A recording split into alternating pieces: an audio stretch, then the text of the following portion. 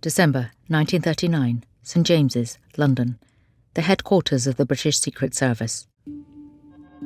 George Taylor was told that a member of the public had just stormed into the foyer. She wanted to speak to a senior agent. She is banging on the door and not so much volunteering as demanding to be taken on. Reluctantly, Taylor agreed to see her. He rounded up some colleagues. The doors swung open to reveal a young woman of extraordinary charisma. And you can just imagine the look on those men's faces. In his notes, Taylor described a very smart-looking girl, simply dressed. Her name was Countess Christina Skarbek. She's a Polish national. And the first thing you have to be to work for the British Secret Intelligence Services is actually a British national. So she's disqualified immediately. Yet Taylor was intrigued. They ask her a bit about herself. She's got good English, but with a strong French accent. Perfect French. Speaks a bit of German. She's got Jewish heritage. Her mother had been born Jewish. Britain had been at war with Nazi Germany for 3 months. Skarbek knew how desperate the Allies were to find out what was happening inside Poland, the first country occupied by the Nazis. They wanted troop numbers, locations, clues as to what Adolf Hitler might be planning next. The British had some contacts inside Poland. The problem is they had no way of being in touch with them. They had no communications. Skarbek already had a plan to infiltrate Poland and gather intelligence. What she was offering to do was to ski in the first winter of the war, skiing over the high Carpathian mountains in minus 40 degrees. Taylor's eyebrows rose. A foreigner who had just minutes ago walked in off the street offering to ski over dangerous mountains. Someone with Jewish heritage prepared to venture into Nazi-occupied Poland? Above all, in Taylor's mind, a woman blithely taking on a man's job. It was a suicide mission. But Skarbek demanded to be taken seriously. She knows the right contacts. She's an aristocrat. She's got connections all over the country, people that will help her, support her and trust her. And she knows how to get in and out of Poland under the radar. Before the war, she did a lot of skiing, leaving the menfolk far behind. And when she got bored of that, she used to smuggle cigarettes across the border, across the mountains. She was just doing it for the thrill, just for kicks. To Taylor and his colleagues, this woman was a revelation. The assistants could hardly jot down notes quickly enough. They say she's a flaming Polish patriot, an expert skier and a great adventuress, as well as being absolutely fearless. And one of those men had scribbled in the margin in pencil, "She absolutely terrifies me." By the end of the short meeting, Taylor knew he could not let this prize slip through his fingers. Skarbek was recruited as Britain's first female spy in World War II, assuming the English name Christine Granville. She would inspire admiration, love, and obsession. Her work would change the course of the war. I'm Helena Bonham Carter, and for BBC Radio 4, this is History's Secret Heroes. True stories of deception, acts of resistance, and courage from World War II.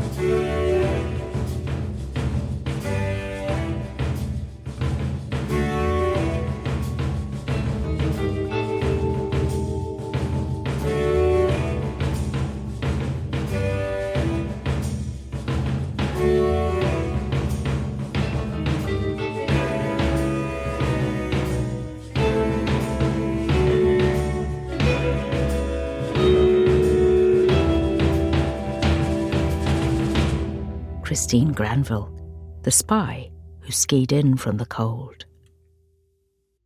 3 months earlier, Poland. The summer of 1939 was a wonderfully hot summer. Claire Malley is the author of The Spy Who Loved, a biography of Christine Granville. The corn was ripening in the fields, there were blue flowers everywhere, and although there were clear tensions in Europe, war wasn't anticipated. 20 years earlier, Poland had won its independence from the Russian Empire. Now it was enjoying peace. But on the first day of September that year, Nazi forces invaded. These are today's main events. Germany has invaded Poland and has bombed many towns. General mobilization has been ordered in Britain and France. Parliament was summoned for 6 o'clock this evening. Orders completing the mobilization of the Navy, Army and Air Force were signed by the King at a meeting this afternoon of the Privy Council. Details will be given later in this news. They were using the Stuka dive bomber. They had their tanks. They were very highly mechanised and they made very fast progress. It was a great shock to the Polish nation. Just 17 days after the Nazi German invasion, the Soviets invaded the border on the east. The Poles are facing war on two fronts simultaneously, and they knew at that point that they wouldn't be able to maintain their nation's independence. 5,000 miles away, a Land Rover sprayed up dust as it drove across dry, rolling plains. Granville was in South Africa with her second husband, a diplomat. As news of Hitler's invasion of Poland reached them, they turned the car around. She was a very deep patriot. Her response would be absolute horror that just 20 years after her country had fought for and won its freedom, it had been invaded again. And also horror that she herself wasn't at home and wasn't able to contribute to the defence of her nation. Granville and her husband boarded a ship sailing to Southampton. It would be a perilous voyage, dodging German U-boats. Within 2 days of arriving in England, Granville had identified the location of the Secret Service, barged in, and had herself recruited as a spy. Christine Granville's addiction to danger had emerged early in life. She has always had a slightly naughty streak. This is Jan Ledachowski. His father knew Granville. At school, she went along and decided it would be fun to play with a box of matches and set light to the cassock of a priest, whose sermons were rather boring. Her father was a war veteran, an action man who had rather dissolved into drink. She was used to a lot of freedom and a lot of adoration, but her father taught her to ride a horse. One of his horses was called Satan because it had broken the legs of the grooms, it couldn't be trained, and one day Satan wasn't there in his stable. And her father turned around and there was Christine riding it bareback. Granville had been brought up in an environment of great privilege. Her mother had been born Jewish. She was part of a well-known Goldfeder family, a banking family. And her father was Count Skarbek, and Christine became the absolute apple of her father's eye. You know, he taught her how to shoot a gun at an early age, and she was always trying to impress him. But Granville's idyllic childhood faded into more difficult teenage years. Her father's heavy drinking became worse. When he died, it transpired he had squandered the family fortune. Granville had to find work. She got a job in a Fiat car showroom. They sold very fast Fiat cars, and wealthy young Poles would come in, and one of them proposed to her, and that was her first husband. Gustav Getlich made his money in soft furnishings. He was looking for a wife who would be a good hostess. And she was looking for freedom and adventure, and that includes sexual freedom. She was a very passionate woman. After the wedding, Granville continued to party, enter beauty contests, and amuse herself by smuggling cigarettes across the mountains. Unsurprisingly, the marriage lasted less than 2 years. As a divorcee, Granville faced some social stigma, yet she seized her chance to play the field. She had many lovers. Men would follow her around. She called them her lame dogs. And one day she's out skiing. The skis they use are these very heavy wooden skis. There's no metal on it. There's no neat edges. So they're incredibly hard to control, very heavy. And she is caught in a blizzard. And her skis start going off in the wrong direction. And she's caught by another man, a very self-possessed man, nearly 50. And he likes what he sees. She later called him her Svengali. Diplomat Jerzy Gisicki married Granville in November 1938. The Gisicki's were a glamorous couple. They were together in South Africa when war broke out. Keleti Station, Budapest, Hungary, December 1939. Thick snow had brought the city to a standstill.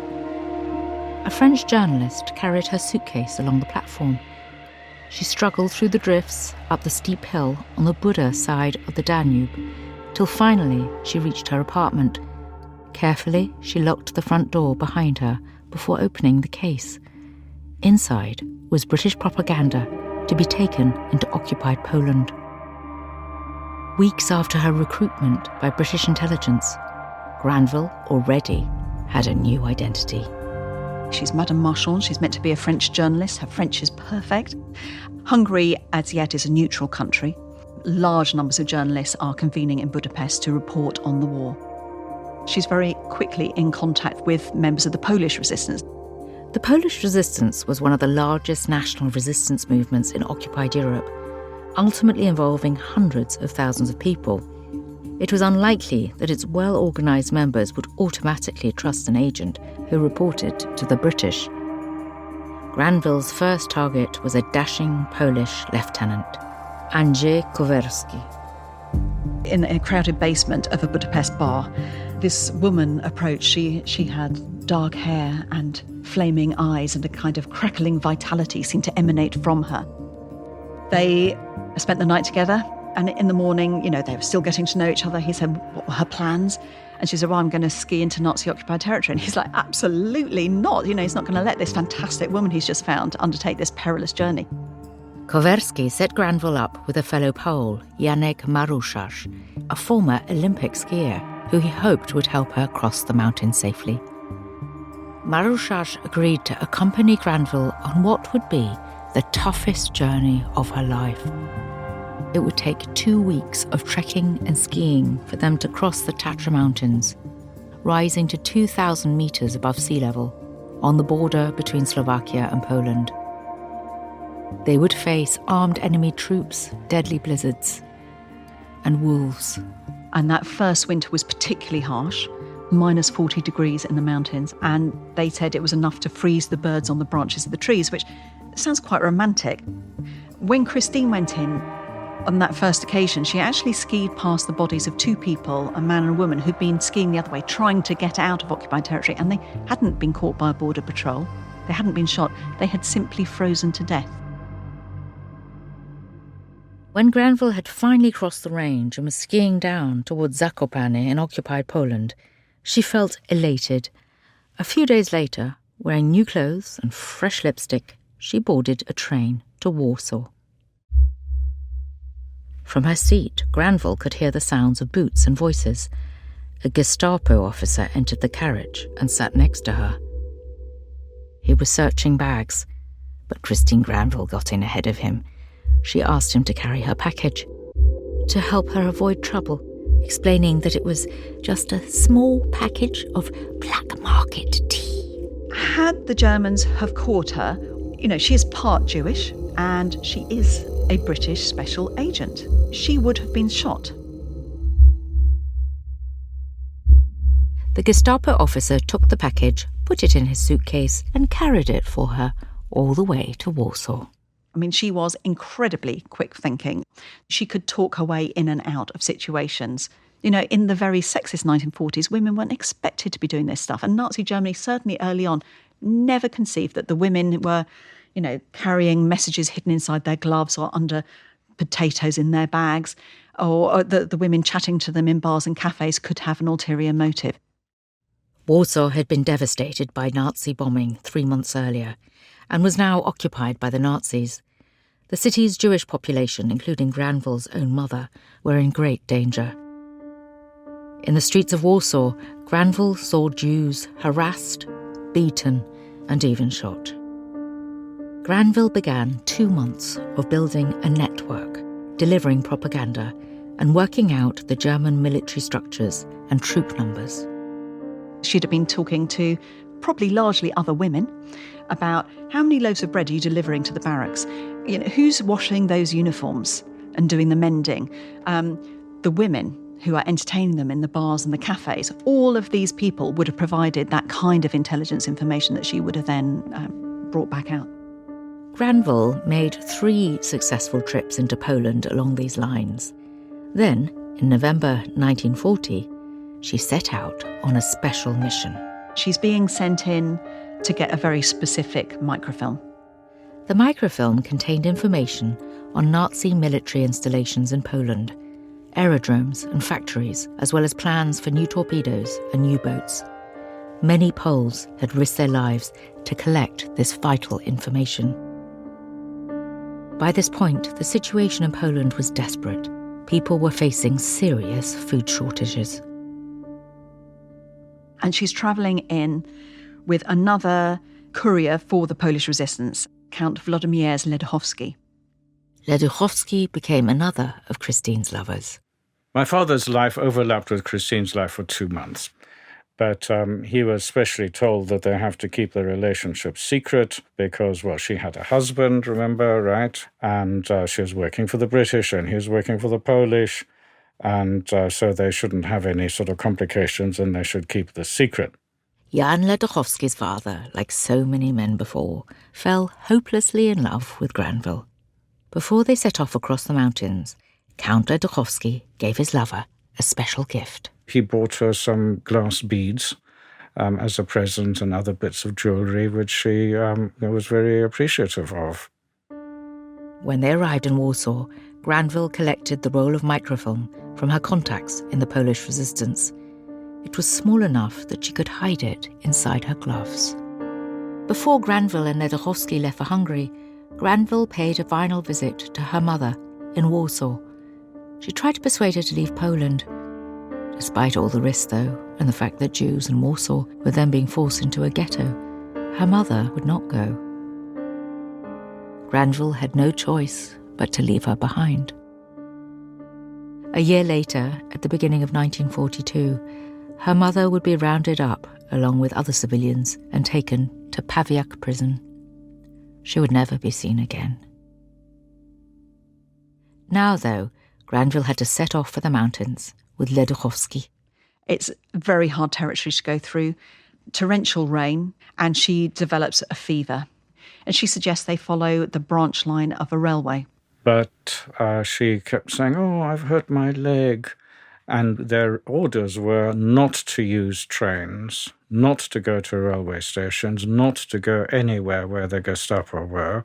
And so in the event, he gave way, and they did take a train, and they got off at the last railway station. The station master's dog hears them, goes out barking. He comes out, he's armed, and unfortunately his sympathies are with the Nazi Germans. While the station master went to summon the Gestapo, he left Granville and Ledachowski with armed guards. These men, they're going through her bag, going through her pockets. So she thinks, right, these men, they're not just motivated by politics or ideology. They're motivated by greed, and that gives me something. She remembered the glass necklace under her shirt. She suddenly sort of goes hysterical and says, oh dear, this is all terrible, I just can't cope, and started grabbing at her necklace. And all the glass beads fell off. And she said, oh, my diamonds, my diamonds. So the guards are down on their knees, scrabbling to get these, what they think are diamonds. Ledachowski kicks the gun to one side, she gets rid of the torch, and they peg it into the forest. They managed to get to the safety of the trees before the bullets started shredding the leaves above their head. When they reached Budapest, the Gestapo were everywhere. Moreover, Granville had developed pneumonia.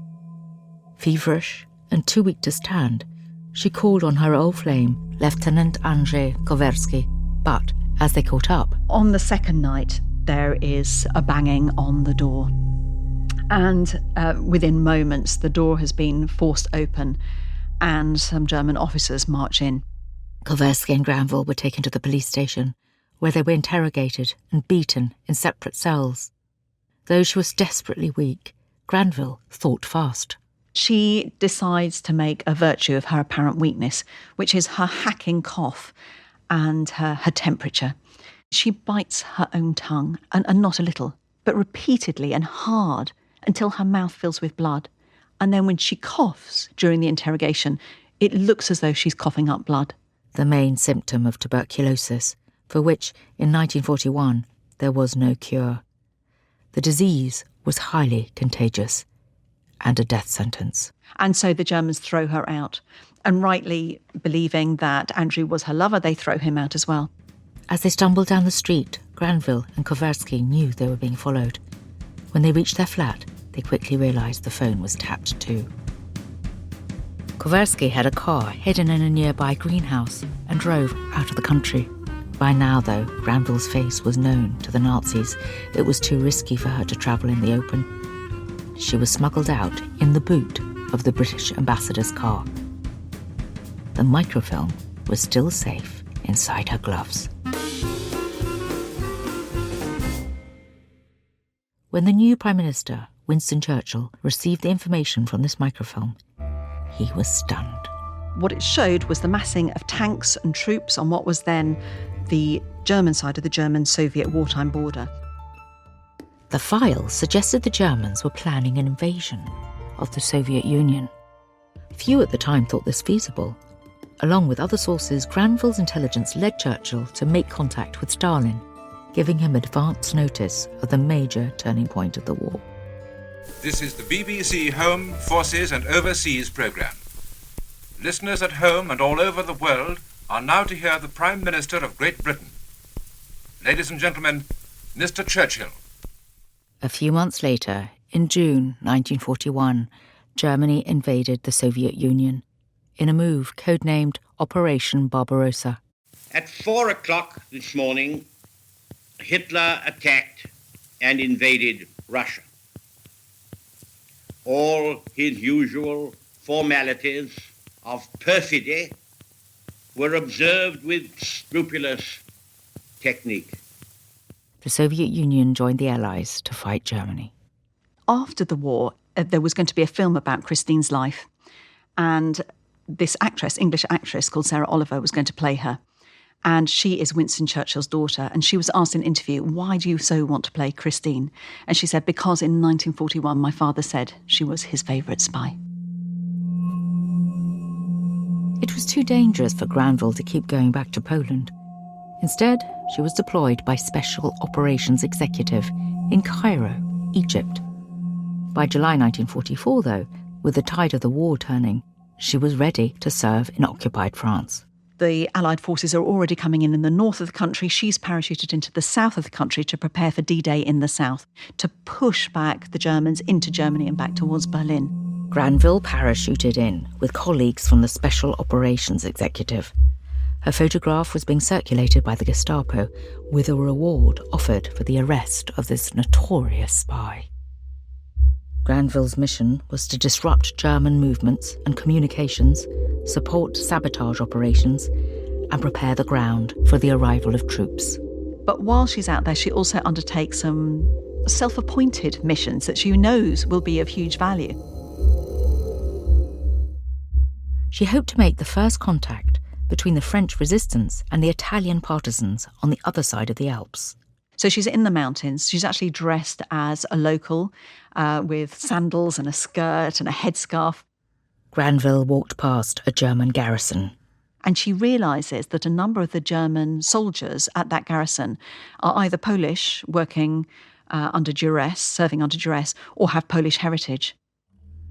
She spotted an opportunity, and later she returned. She climbs back, and this time, although she's dressed as a local, she carries a megaphone, clearly giving away that she's in the resistance, and she carries the colours of Poland, white and red, in a silk scarf. She climbs up towards the garrison and calls out in Polish. She announced herself to the German garrison as a Pole, working for the Allies. This was risking death. And luckily it's the Poles, the soldiers, rather than the German commanders that hear her. And she has about 2 hours talking with them, urging with them, giving them the case to serve with the Allies. She persuaded the Poles that they should sabotage German military installations, desert their posts and join the French resistance. They agree that in a week's time, they will come down the mountain bringing all the weapons they can carry, the small arms. They will disable the larger arms, take out the breeze blocks so that they can't be used, and they will join the Allied force. Granville single-handedly secured the defection of an entire Nazi garrison. Her handler at Special Operations Executive called her the Poles' avenging angel.